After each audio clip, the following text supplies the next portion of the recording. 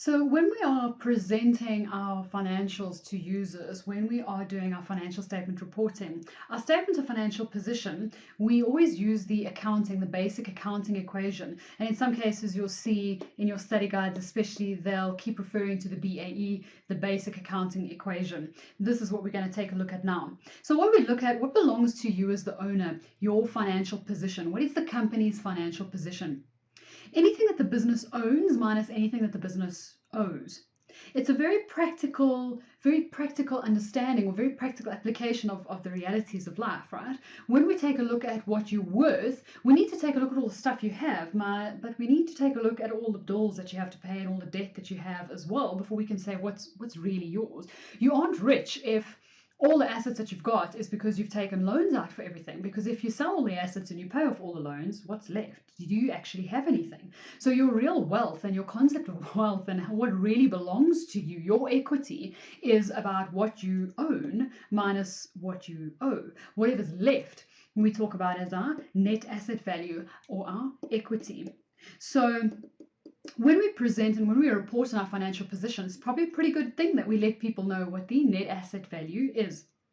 So let's take an example. Just because you have a 300,000 Rand car doesn't mean it's completely yours. Just because you see someone driving around in a 300,000, 400,000, 500,000 Rand car doesn't mean that they're wealthy, doesn't mean that they're rich. If they were financed by the bank and they owe that entire amount back to the bank, it means they actually have nothing. They've got nothing. So what is going to be yours of that money? Let's take a look at an example, very basic. You have a 300,000 Rand car, it was financed by the bank, and you still owe the full amount. You still owe 300,000 Rand. If you sell the car for its 300,000 Rand value, let's say you got lucky and you got it for 300,000, then when you take a look at what it is you own something that's worth 300,000 Rand, but you owe 300,000 Rand on that as well, which means your net asset value is zero. So in terms of your equity or your net asset value, you've got nothing. You have to pay the bank first. You get what's left. Your net asset value is what's left. Let's take a look at another example. Same 300,000 Rand car. It was financed by the bank, but at the moment you only owe 200,000 on it, so you've paid it off. If we look at that, we then owe 200,000 Rand to the bank. How much do we own in this example? We bought a 300,000 Rand car. So can we say then that it's worth 300,000? Well, if we sell the car for 250, then it means that the car is only worth 250, which means that what you own is only able to be valued at 250,000 Rand, which means your net asset value is 50,000. So in this case, what's really yours, your net asset value or your equity, would be what you own, which is the value of 250,000 Rand minus your 200,000 Rand liability, the money that you need to owe the bank. So whenever we take a look at what we own minus what we owe, it leaves us with our net asset value, and it really would be a good thing if that was a positive number, not a negative. You want to make sure that what you own is more than what you owe. So we all know in practicality that when you look at someone who lives a fantastic lifestyle and lives, goes overseas all the time and has expensive cars and houses, it doesn't actually mean that they're wealthy. We need to first look at how they were financed, whether or not they have expensive loans and whether or not they've taken out debt and credit cards and overdraft to pay for it. And once we've set the two off against each other, then we can start to tell whether or not they really are wealthy. So our businesses are exactly the same, and we use the statements of financial position elements to represent exactly what we've spoken about. What you own is your assets, and we'll get into the definition, all the criteria of assets, so don't panic about that just now. But what you own are your assets, what you owe is your liabilities, and your share will be your equity. What's left? You're going to get your share. Now we need to keep in mind that this is an equation. So that means that kind of should remember that word from maths a little bit, the word equation. So let's take accounting out of it. What did we learn about equations way back in school, whenever that was? What we learned about equations was that the one side had to equal the other, right? So we said if you could say 1 plus 2 equals 3, that was an equation. And this side, the left-hand side, had to equal the right-hand side. We also learned that you were able to manipulate the equation, which means you were able to take things from one side of the equal sign over to the other. But if you did that, you had to change the sign. So we could say, let's take that 2 away from there and put it on the other side of the equal sign, but we said that that had to be subtracted.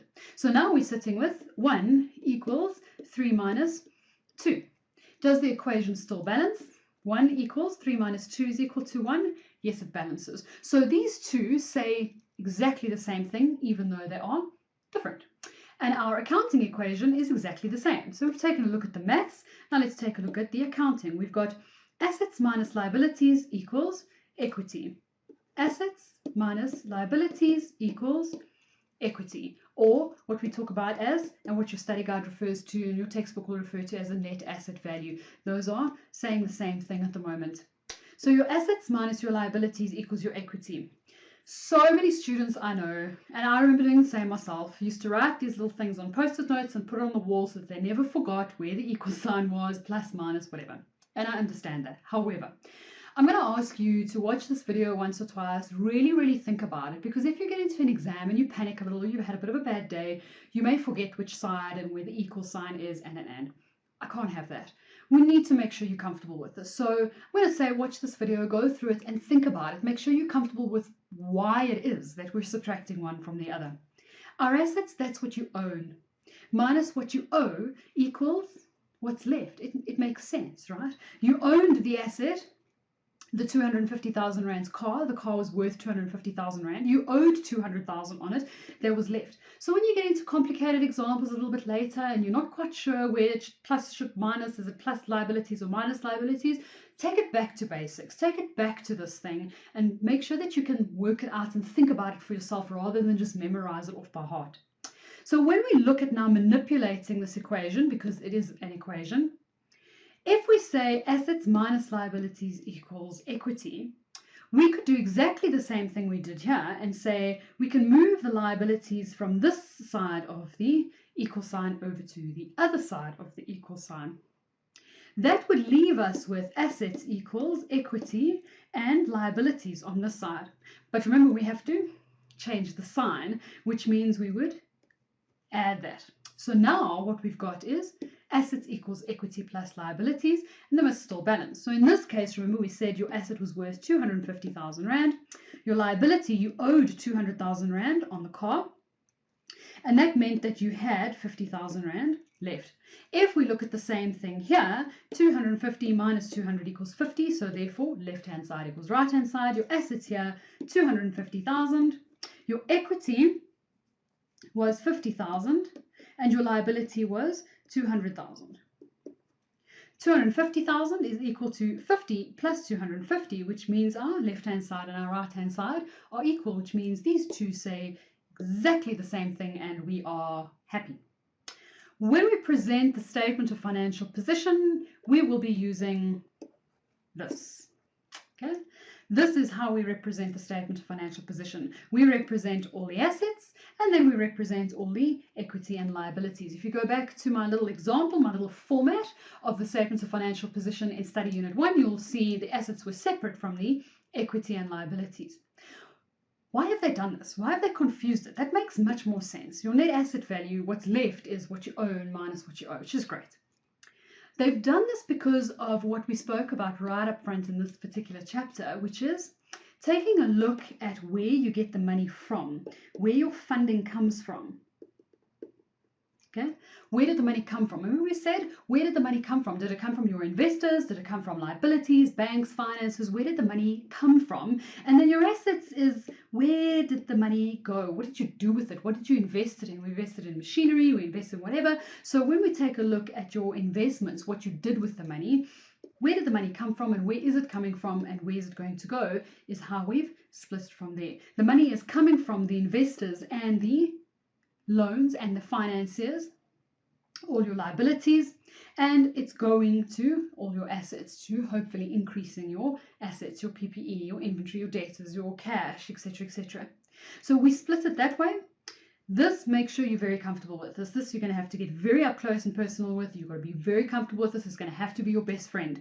This little counting equation here, you're going to have to make sure that you are supremely comfortable with this.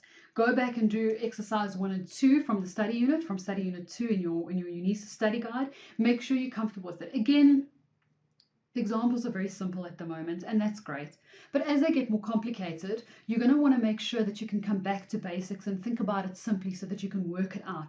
Don't just rely on memory in the exam. We forget things, we panic, we have a little bit of a bad day, and things don't quite work out according to plan. So make sure that you're comfortable with how this works. Make sure you can think about it. And if you're not quite sure what it is, leave it for a day or two, come back and start again and make sure that you're comfortable with it.